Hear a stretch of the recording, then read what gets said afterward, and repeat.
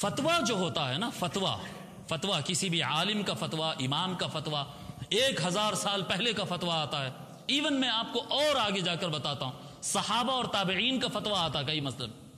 तो ये जितने फतवे होते हैं ना, ये अक्ले इंसानी से निकले हुए फतवे रहते हैं।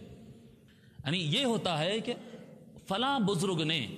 कुरान और हदीस से ये समझा, फलां बुजुर्ग ने, इमाम आज़म अबू हनीफा रज़ियल्लाहु ताला अन्हु ने ये कुरान और हदीस को स्टडी करने के बाद, काफी गहरी स्टडी करने के बाद उन्होंने ये नतीजे पर पहुंचा है। अब इसको आम जो पब्लिक होती है, आम लोग जो अपना वक्त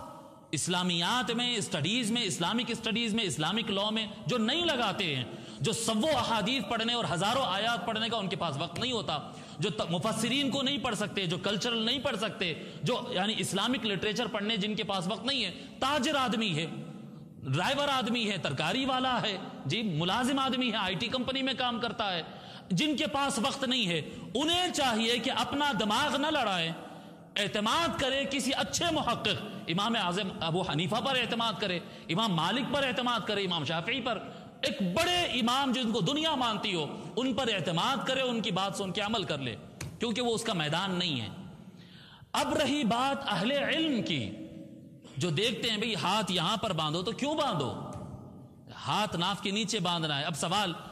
पैदा हुआ कि भाई क्यों बांधूं मैं हाथ यहां पर, चलो उठाओ बुखारी शरीफ खोल के देखो, मुस्लिम शरीफ खोल के देखो, तहावी शरीफ खोल के देखो, मानिल आसार खोलो, शरह मानिल आसार खोलो, इब्न हजर अस्कलानी ने क्या लिखा, अल्लामा बदरुद्दीन आइनी ने क्या लिखा। अब टैली करो दलाइल को। जो आदमी इल्म के मैदान में उतर गया, जो आदमी इल्म के मैदान में उतर गया, खुद मौलाना कहलाता है, आलिम कहलाता है, हजरत कहलाता है, जब इस फन के मैदान में आ गया तो वो ये नहीं कह सकता है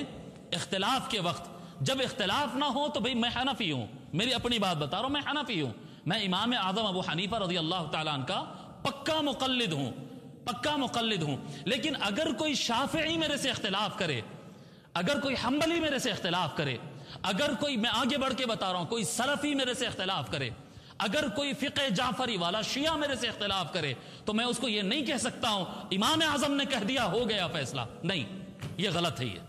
फ़इन तनाज़अतुम, जब अहले इल्म के दरमियान किसी मसले पर इख्तिलाफ होगा तो वो रिफर अपने इमाम की तरफ नहीं होगा, इमाम की तरफ नहीं होगा, वो रेफरेंस जाएगा कुरान और सुन्नत की तरफ।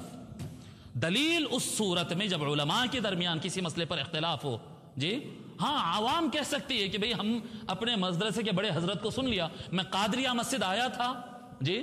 अल्लामा तलहा हारून साहब ने यह मसला बयान किया, बस मैं उनको फॉलो कर रहा हूं, बिल्कुल सही है, वो महफूज रहेगा। वो हर आदमी बुखारी शरीफ का तर्जमा खोल के अपना दिमाग खपाने में गुमराही के चांसेस ज्यादा रहते हैं।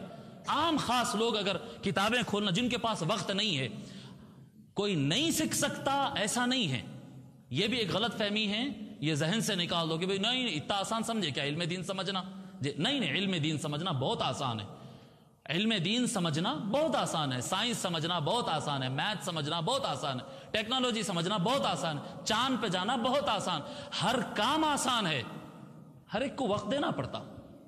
आप निकालो एक 8, 10, 15 साल अपने निकालो, उस पर लगा दो, उसके बाद देखो आप भी उड़ेंगे उस मैदान में, आप भी उड़ेंगे उस मैदान में। वो जो चांद पे पहुंच गए वो फरिश्ते नहीं थे, वो इंसान ही थे। कोई काम मुश्किल नहीं होता, पर वक्त देना। एक ऐसा आदमी जो आईटी कंपनी में काम करता है, मार्केट में काम करता है, कपड़ा बेचता है, कार बेचता है, वो बस दिन में कभी एक आध व्हाट्सएप पर हदीस देख ले, या मार्केट से एक इंग्लिश में एक तर्जमा मुस्लिम शरीफ का खरीद ले और कहे कि मैं हदीस में पढ़ लिया, इससे सिर्फ गुमराही मिलने वाली, गुमराही के अलावा कुछ नहीं है। अइम्मा की तरफ रेफर करना, बाएतमाद जो आलिम हो उसकी तरफ रेफर करना और उसकी तकलीद करना, उसके पीछे चलने में ही सलामती।